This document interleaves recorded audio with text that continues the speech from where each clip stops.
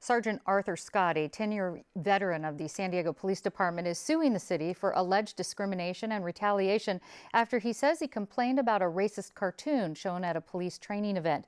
My guest, Detective Sergeant Ben Kelso, president of the San Diego Black Police Association, and Lechala Wilson with the NAACP, joins us for a conversation about race and the police department. And welcome back. Thank you. Now, Lechala, briefly describe this cartoon that was handed out in the police training session.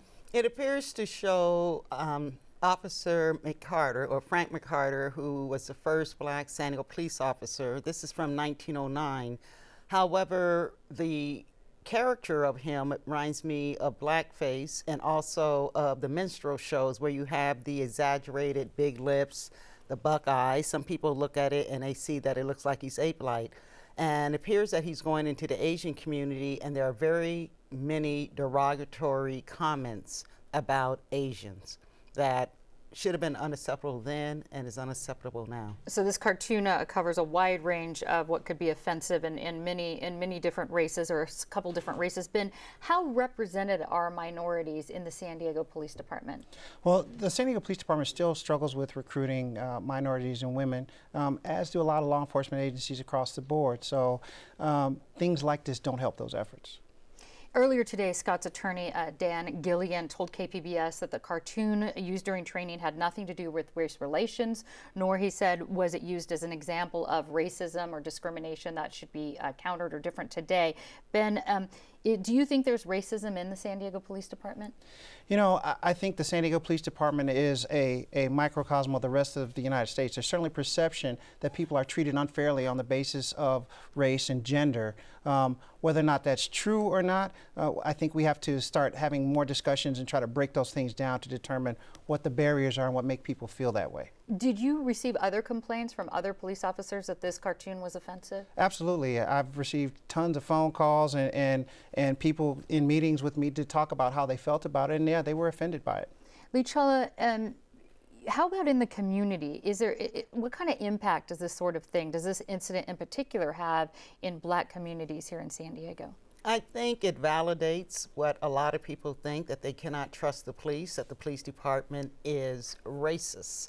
And so it doesn't help the situation, since over the last year we've been having, problems with the relationship between the minority community and law enforcement. And this just makes people see, I told the racist, and it's not only just the officers on the street, but it comes from the top.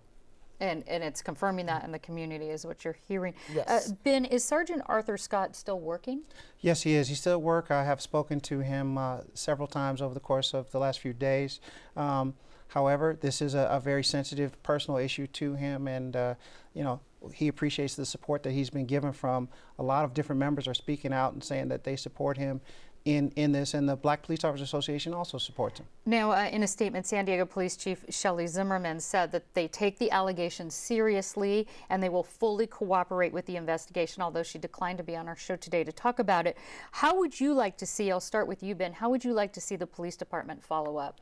I really feel that, one, the cooperation with the investigation will bring out some things that we will need to talk further on, and having open dialogue and discussion about those issues, and then how to bring in training and other issues related to cultural sensitivity will help move the department to the next level. And how about you, Lechala? Well, I understand right now they're doing an investigation, but I would like to have the chief of police publicly condemn the showing of that cartoon, to say that it was offensive, it's inappropriate, and that it will not happen again. What do you think needs to be done, Ben? What do you think needs to be done to increase minority representation in the San Diego Police Department?